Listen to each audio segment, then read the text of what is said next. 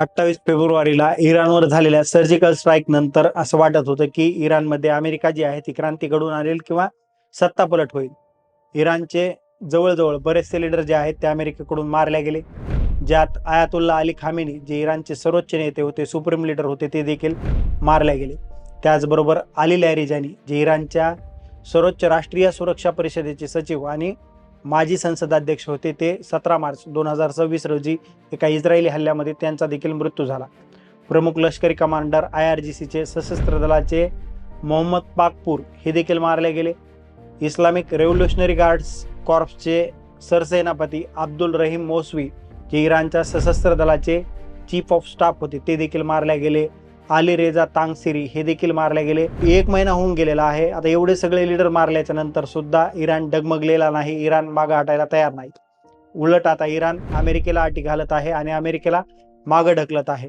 इराणचा विजय होत आहे. आता इराणचा विजय होणं म्हणजे नेमकं काय, तर इराणला काय अमेरिकेवर जाऊन ताबा मिळवायचा नाहीये किंवा अमेरिकेवर हल्ला करायचा नाहीये, तर आपली नेतृत्वाची जी क्षमता आहे, लिडरशिप जी आहे ती जास्तीत जास्त सुरक्षित ठेवणं, बॅलिस्टिक मिसाईल वापरण्याची क्षमता जी आहे ते पूर्णपणे कंट्रोलमध्ये ठेवणं, आपल्या ताब्यामध्ये ठेवणं आणि स्टेट ऑफ हॉर्मुझचा जो काही समुद्री मार्ग आहे त्याच्यावरचं नियंत्रण टिकवून ठेवणं आणि तो पूर्णपणे आपल्या ताब्यामध्ये ठेवणं. जागतिक अर्थव्यवस्थेला वेटीला धरणं. सध्या इराण याच मार्गावर आहे.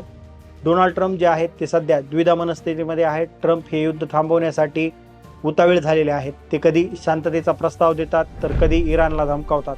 अमेरिकेनं जो इराणकडे 15 कलमी कार्यक्रमाचा जो काही प्रस्ताव दिलेला होता तो इराणने पूर्णपणे फेटाळून लावला आणि यावर आता इराण आक्रमक भूमिका घेताना सुद्धा दिसत आहे. इराणने इशारा दिला आहे की जर अमेरिकेनं जमिनीवरून आक्रमण केला, ग्राउंड इन्व्हेजन केलं, तर ते अमेरिकेचा मित्र राष्ट्र असणाऱ्या UAE सारख्या मित्र देशांवर हल्ला करणार आहेत. इराणने आधीच आखाती देशातील 13 अमेरिकन तळांना म्हणजेच जे काही मिलिटरी बेस आहेत त्यांना टार्गेट केलेलं आहे. इस्रायल आणि अमेरिकेच्या अडचणी वाढत चाललेल्या आहेत. इस्रायलच्या सैन्याला मनुष्यबळाची कमतरता भासत आहे, तर दुसरीकडे अमेरिका आपलं सैन्य जे आहे ते बूट्स ऑन ग्राउंड म्हणजेच ग्राउंडवर पाठवण्यापूर्वी व्हिएतनाम आणि अफगाणिस्तान सारख्या देशांचा इतिहासाचा पुन्हा एकदा विचार करत आहे. इराकमध्ये जे घडलं, अफगाणिस्तानमध्ये घडलं, त्या सगळ्याचा विचार करत आहे, कारण त्यांना त्या ठिकाणी मोठ्या पराभवाचा सामना करावा लागलेला होता.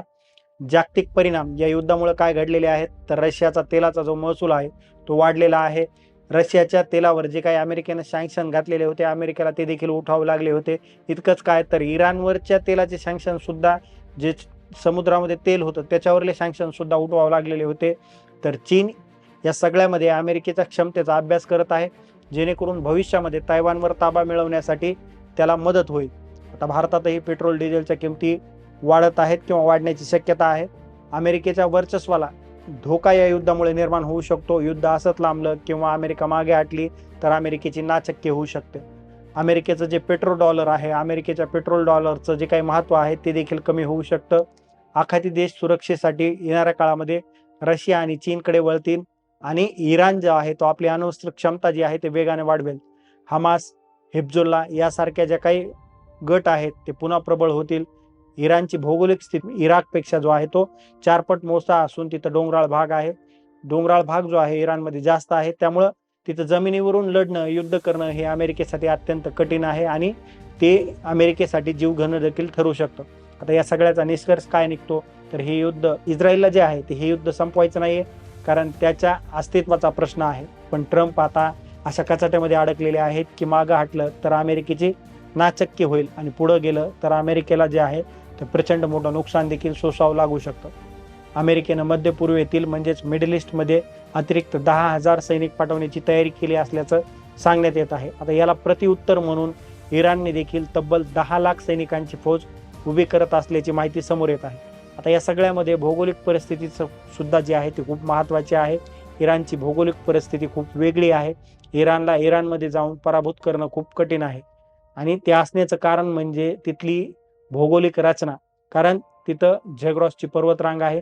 ही पर्वतरांग इराणच्या पश्चिम आणि दक्षिण दिशेला असलेल्या या खडकाळ पर्वतांमुळे तिथं इराणला नैसर्गिक संरक्षण मिळतं.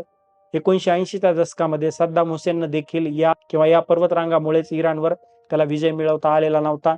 तो देखील मागं हटलेला होता. जे इराणमधले वाळवंट आहेत तिथलं तापमान जे आहे ते 70 अंश सेल्सिअस पर्यंत जातं.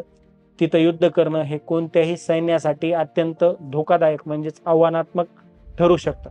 आता विविध गट आहेत इराणमध्ये, गटतट आहेत, पण इराणमध्ये पर्शियन, कुर्द, अरब आणि बलोच अशा प्रकारचे विविध गट आहेत.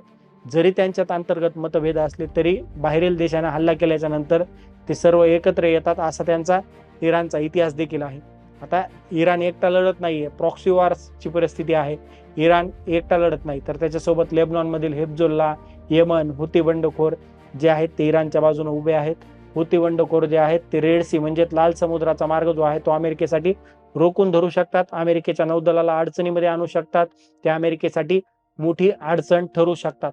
आता या सगळ्याचा निष्कर्ष काय निघतो, तर अमेरिकेनं जरी जमिनीवर सैन्य उतरवलं तरी इराणची भौगोलिक स्थिती ही खूप वेगळी आहे. इराण हा इराकपेक्षा 4 पट मोठा देश आहे. तिथं अफगाणिस्तानपेक्षाही जास्त डोंगराळ परिस्थिती आहे आणि त्याचे मित्रगट जे अमेरिकेला सळो का पळो करून सोडतील, जे अमेरिकेला जड जाणार आहे. आता इराणमध्ये 12 वर्षापर्यंतच्या मुलांना देखील सैन्यामध्ये भरती होण्यासाठीची इराणनं परवानगी दिलेली आहे. ते चूक आहे, बरोबर आहे, तो एक वेगळा विषय आहे. पण एकीकडे इस्रायलकडे प्रचंड पैसा असताना त्यांच्याकडे मनुष्यबळ कमी पडत आहे, तर दुसरीकडे इराण प्रचंड मोठी फौज देखील तयार करत आहे. आता याबाबत तुम्हाला काय वाटतं?